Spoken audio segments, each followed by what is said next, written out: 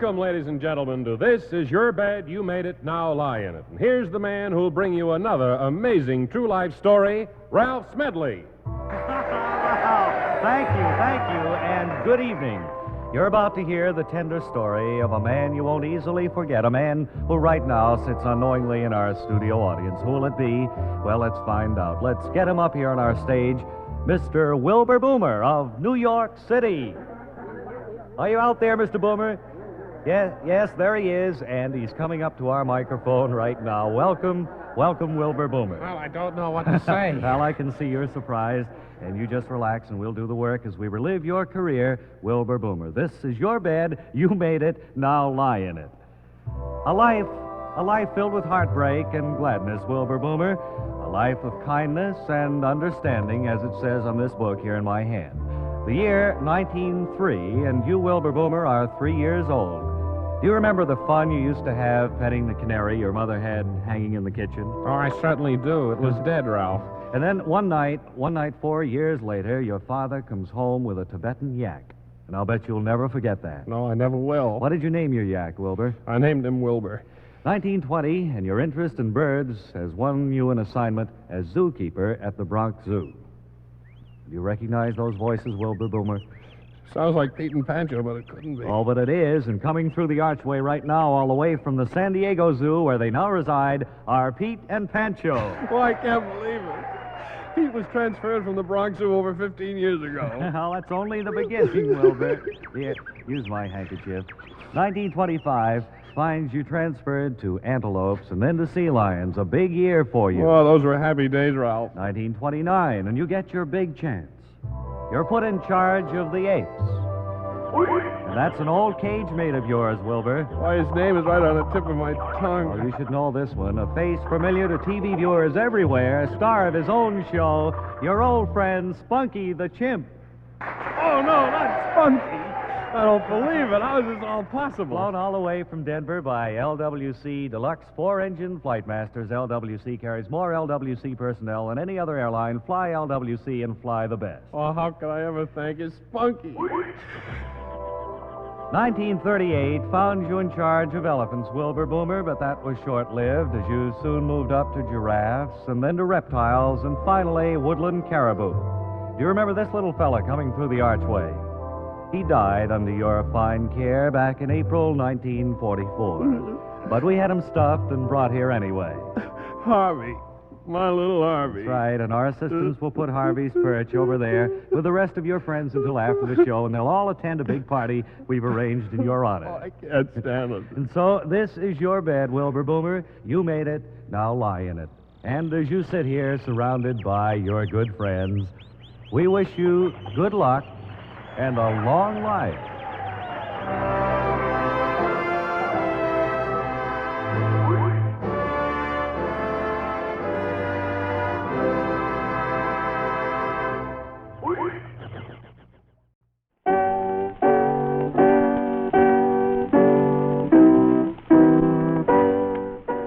And once again, with the theme Old MacDonald Had a Farm, played on a recording by his wife, we present Dean Archer Armstead, head of the Lackawanna, New York Field Station and director of Bob and Ray Agriculture Products. Dean, what's the good word from Ms. Armstead?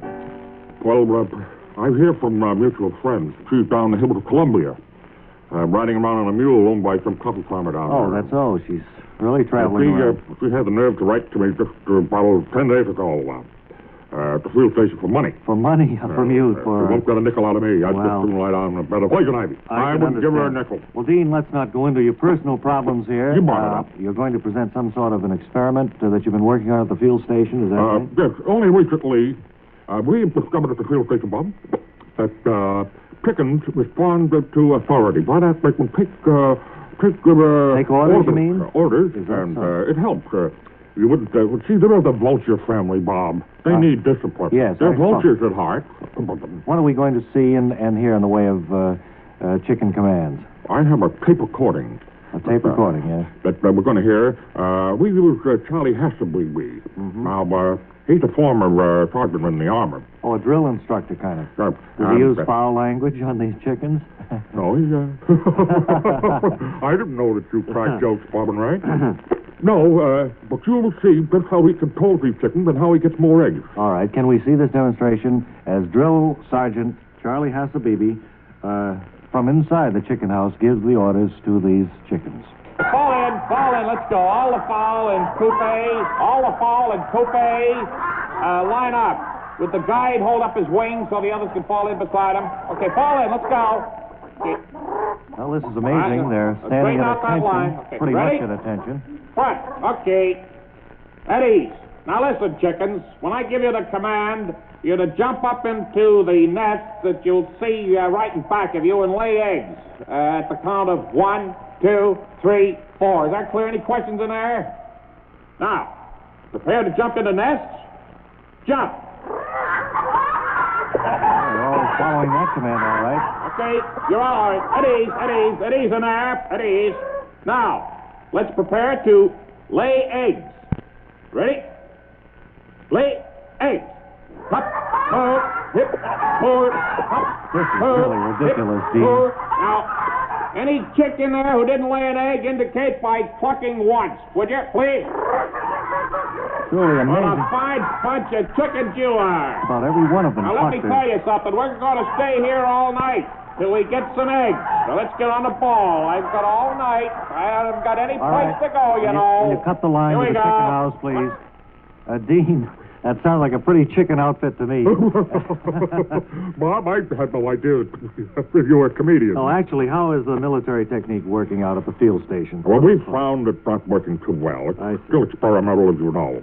You see, you get one bad and really chicken, and he can ruin a whole outfit, a whole flock. Mm-hmm. They become an undisciplined mob. Well, Dean, I'm terribly sorry. Boy, I hope she falls off that mule. You have been listening to the director of Bob and Ray Agriculture, Dean Archer Armstead, head of the Lackawanna, New York field station. And now, did you check the wings? Is Mary McGoon in the wings? Let's have a little bit of Mary McGoon theme music, please. Hey, Daddy, here comes those teenagers.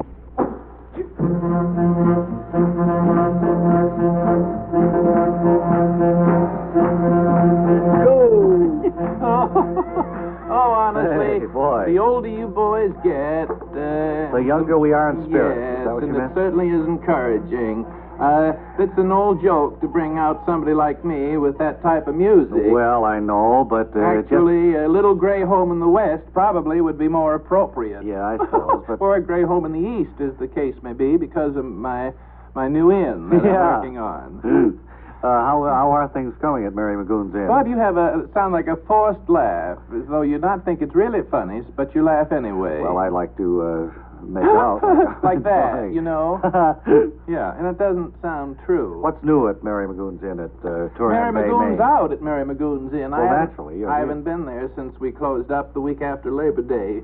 Bob, we're going to open up earlier this year, right after Arbor Day in June. Well, that'll be nice. I'll give you a longer season, and of course, you told us some time ago about the plans for a summer theater, but you also mentioned a casino or That's something? right, and to put in a gambling casino, we had to get it on the ballot in the form of a referendum Well, that here would be last fall. Pretty difficult to do, I would think, up in We that got it country. on there, though, You did, huh? yes, and it passed.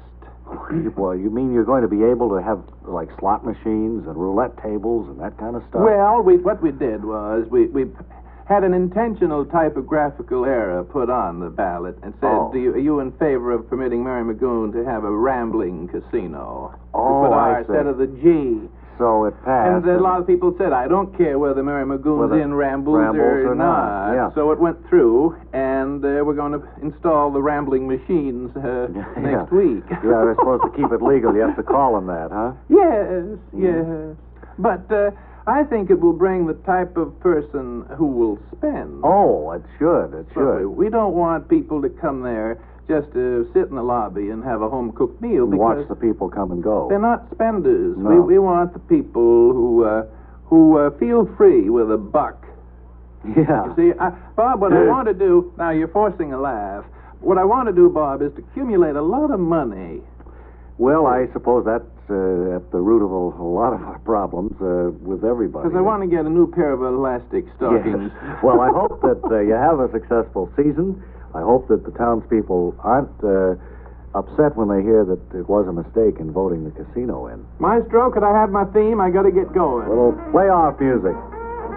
See you all at the Mary McGoon Inn in Fairhand Bay, Maine, after June.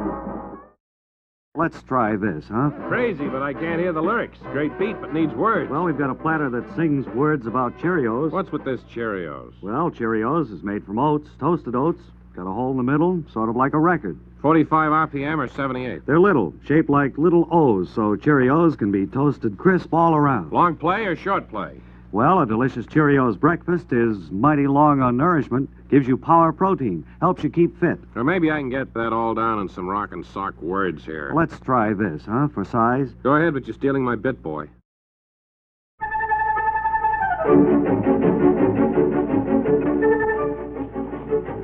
Well, I guess we all know what that music means. It means that little Jimmy Schwab is just entering Mr. Science's down cellar workshop next door. So let's eavesdrop, shall we, as Jimmy tittle-tattles into Mr. Science's workshop. Why, hello, Jimmy. Golly, hi, Mr. Science. Welcome to my basement laboratory, Jimmy. Crime and Nettles, what's that you got on your desk? Well, that's peanut butter, Jimmy. Just had my lunch. Holy crows. Well, I tell the kids at school I saw some peanut butter on the desk. Jimmy, today I thought we'd take up the weather map and study a little bit about the isobars and the millibars and the low-pressure areas and the high-pressure areas. Hop toads and horse feathers. Gee, wait till I tell the kids at school I saw those things. Now, Jimmy, you see on this map, here's the town we live in. And you see that line there? Wow. That indicates a low-pressure area, Jimmy. Well, galloping gelatin. Now, this one over here is a stationary line. Stationary line. I'll be cow-kicked. Wait till I tell the kids at school I saw one of those. That means a stationary front. And over here is a cold front. Now, when these two come together, Jimmy, what would you think would happen? Golly. Gee, I don't have any idea. I'll be apple-eyed if I know. Well, Jimmy, then you have a spell of bad weather. Now, this mark here means an occluded front. Oh, goody two-shoes. Well, I tell a kid at school I saw that. That's a little bit like the way your teeth come together there, Jimmy. Donner and Blitzen. Well, I tell a kid at school my teeth come together. Now, these other symbols mean clear, partly cloudy, fog, snow. Lollapalooza. Say, Jimmy. Yeah. See this little figure right over the town we're living in? Gadzooks. What's that mean, Mr. Indicates we're right in the middle of a hurricane area. Oh, well, I tell the kids at school. What? Yes. I don't know about you, Jimmy. If you want to see the eye of a hurricane, you stay here. But for me, I'm getting out. I want to go, too. Come on, hurry up.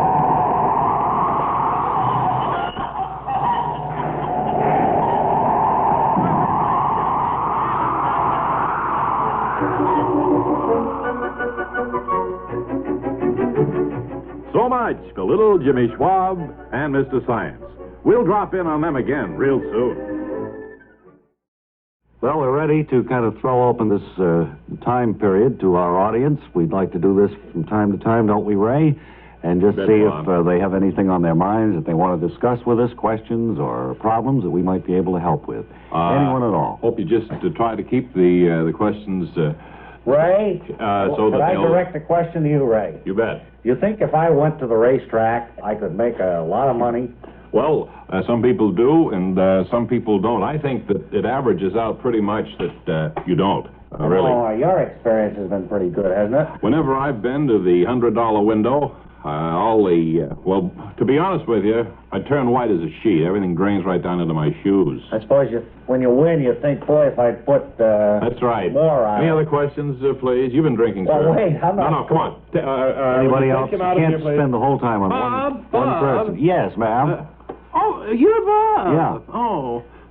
Well, Bob, this question is, how many days have you been wearing that shirt you're wearing? 3 days, and the same necktie, too, ma'am. Really? Yes. Well, and I see that Do you you know never how- undo the knot. You just slide it down. Do you know how... That knot is small. My goodness. How long have you worn that tie and that knot? Well, the tie about a week. Oh. The shirt 3 days. My. I was expecting to make a dare lot of money say- at the racetrack last week. And, I dare say if you slide that tie off 3 or 4 more times, it'll be just about the size of a pinhead. What will? The tie knot. What tie knot? You've been drinking. No, that All right, any gentleman other there. questions? I have a riddle for either one of you fellas. Yes, all Either right. you, Bob, or you, Bert. Can I ask His a name riddle? is Ray. Oh, hi, Ray. Hi. Can I ask a riddle? Sure, go ahead, fella. All right. What is huge, has 4 legs, a trunk, big ears, 2 ivory tusks, and entertains sometimes a tent? A monkey? Oh, you've heard it before. Any more? Do we have time for just one more question or problem, maybe? All right, I got another riddle. Are you the same one I was just Bet talking you won't to? get this one. What has 4 engines, a nose, a tail, wings, seats in it, and can fly to California in 4 hours, sometimes, with lots of people in it? Jet. Ray, I'll give you that one. I'm stuck. Elephant? An elephant, sir? Oh, you heard it. Ray, do you think if I went to the racetrack I could make a lot of money? Well, I don't know, Bob. I tell you, the odds are 99% yes and 99% no. I just don't think anybody is ahead in the long run. Well, it's kind of like the show that we're going to be on. It's either going to be a smashing success or a bomb. Well, It's going to be one of the two. just a second, Bob. I don't mean to interrupt, but you are obnoxious. You weren't interrupting. Now, is there any other questions at all? Nope. No? That tie. That's What tie is that? Not the one you're wearing. Oh, yes. Yeah. This is about it. All the time we have for questions today. If those of you listening have any questions, that's certainly intriguing. Time for Bob and Ray to chat with the stars. And today, it's with a gentleman, Fentress Sinam, who was formerly a tree and furniture imitator, I believe, Fentress. But I understand you've given that up and changed your act. Would you tell us a little bit about it? There was a decreasing demand for furniture and tree imitating in nightclubs. My agent told me that I should change the act to meet the times. Did he suggest what you change it to, or did you come up with the idea yourself? I came up with the idea myself of changing to food and drink imitating. Well, now, that seems like a little covered field. I can't think of one food and drink imitator that I know, certainly not who has become famous at it.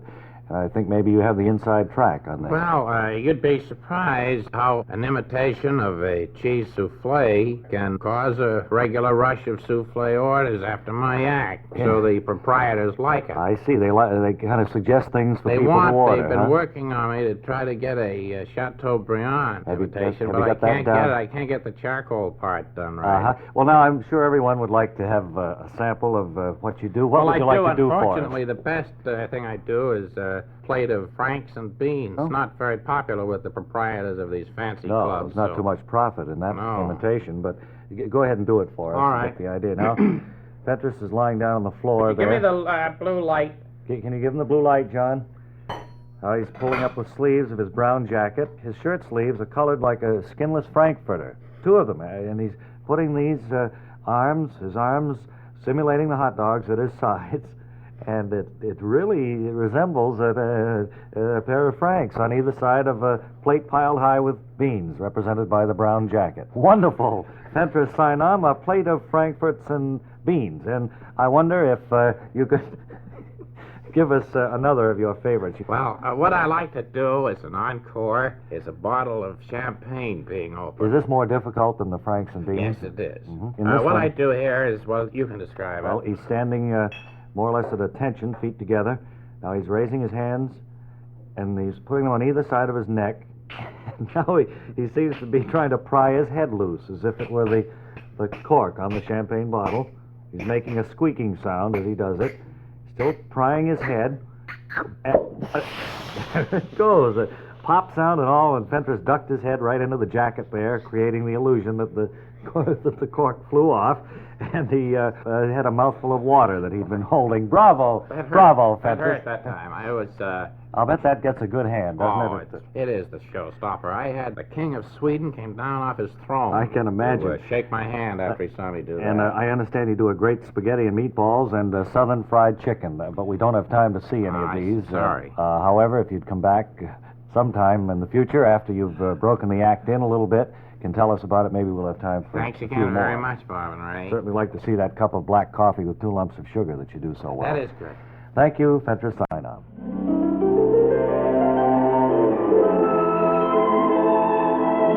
And now, as a fading feature, Bob and Ray present another episode of One Fella's Family. Today's episode, entitled Going Visiting, is taken from Book V, Chapter I, page 11 through 12. It's mid-morning as we look in on the family now, and we find Father and Mother standing in the kitchen. Mother is wrapping sandwiches. Father is going out the door, and we hear Mother put down the sandwich, and Father open the door. All right, announcer. We'll take it from there. Thank you. All right. Well, You it's a call me, Fanny? big, exciting day when we take the blocks down from the car after the winter months. Yes, it'd be good to get behind the wheel again and hit the open road. Now, how many years do we have to have a car? How old's a car before we must have it checked by the people at the station? Well, I thought once we got it down off the blocks, Fanny, I'd take it over to the station this morning. Seems to me we had trouble with the brakes and the headlights before we put it up. Didn't we? That's right, and the battery was not working either. Wasn't there something about a belt, fan belt, that flew off? Well, it became quite frayed and was not usable. Yes. But those are small things. Cracked, though, and the windshield, I think, is getting bigger and bigger, don't you? Remember the day we had 3 flat tires, Fanny? Well, I thought I'd never stop laughing. Well, it seemed pretty serious at the time. My. I remember Clifford was with us. Yeah. Constance. Barbara. Wait. Who's Constance? Our daughter. Don't we have a daughter, Constance? No. No. I could have sworn. Well, no matter. No, that would be Helene. We never Constance. But we did have a Clift. Yeah. And a Jack. Yes. But never Constance. Well, let that go. I think we had some discussion about naming Helene Constance. That must have been probably it stuck in your mind. I remember I called her Constance until she went to Pakistan. Yes. But her letters... You constantly called her Constance. Fanny. My. Well, you go on out, get the blocks out from under the car, and I'll wrap up the sandwiches, and then we'll go and visit all the kids. Yes, we'll go visiting. You have been listening to another episode of One Fella's Family, brought to you as a fading feature of the Bob and Ray Productions. Today's episode, entitled Going Visiting, was taken from Book V, Chapter II, pages 11 through 12. One Fella's Family is written and produced by T. Wilson Messy. This is a Messy production. Leo Messy speaking. Ray, I think we're ready to conduct this week's on-the-air auditions for Bob and Ray Laughers. Do you want to explain just what it is and why we do it? Yes. Laughers are people that we hire at a nominal union rate to sit in the first 3 or 4 rows as we go through one of our bits. Funny things. Well, yes, and so as not to run the risk of having a group of squares sitting there on their hands looking like a painting. What we want, of course... Send the first one in, please. We want to have 1 or 2 key laughers who will more or less ignite the other members of the audience into full-scale laughter. I think I've explained it, Bob, now, by using 1,000 words. The first guest, please don't mention your name. Would you go down and have you had any life experience, first of all, may I ask you? Yes? On big shows? No, not so much on big shows. Disc jockey shows, that kind of thing? Yes. Will you go down and sit in the second seat in the 3rd row there, please? All right, we'll start to talk funny, sir, and you laugh just as you feel you should, will you? Yes? Fine. You crack the jokes, and I'll respond. All right.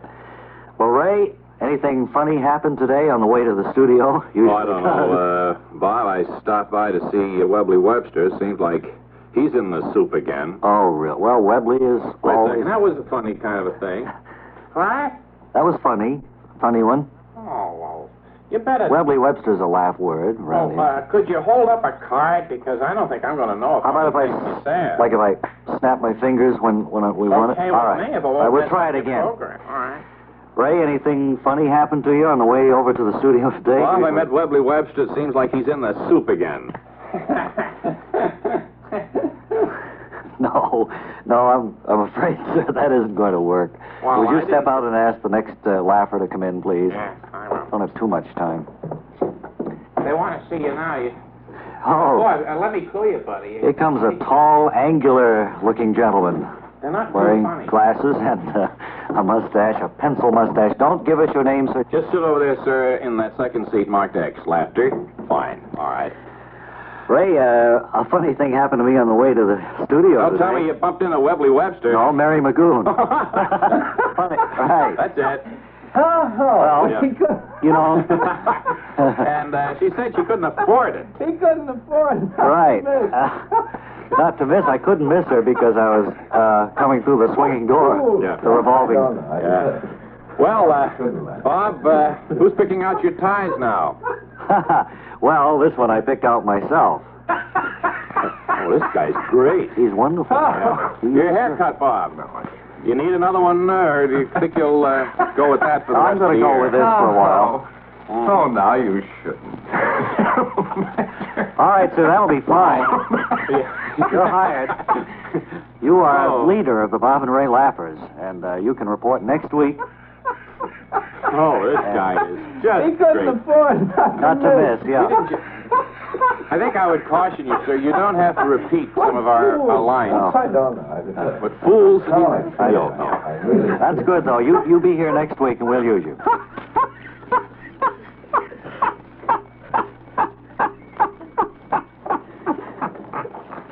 Ho-ho. Ho-ho. Ho-ho.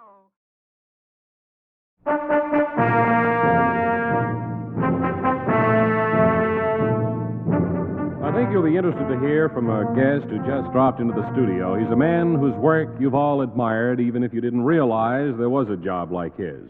He's Chesley L. Beamish, who's employed as a voice coach by one of television's top programs. That's right, I'm a voice coach.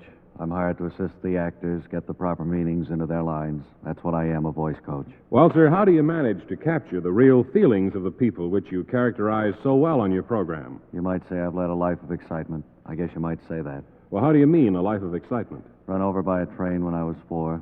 Train just came and ran over me. That's what happened. What was it like? Weren't you pretty scared? What was it like, mister? I guess it was like having a train run over you. I guess that's the way you describe it. And so it's really the fact that you've been through experiences like this that you can act as a speech advisor to the actors you work with.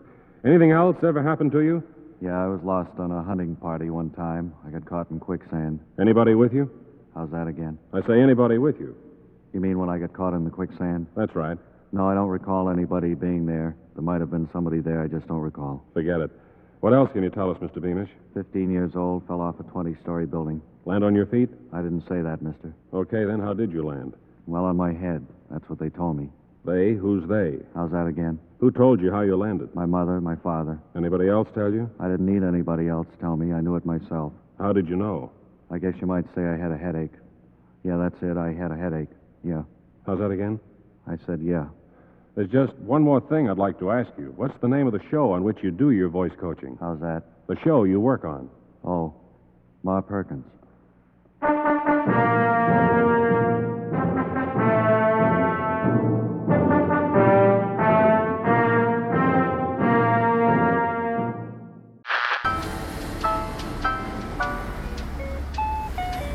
Close in 5 minutes.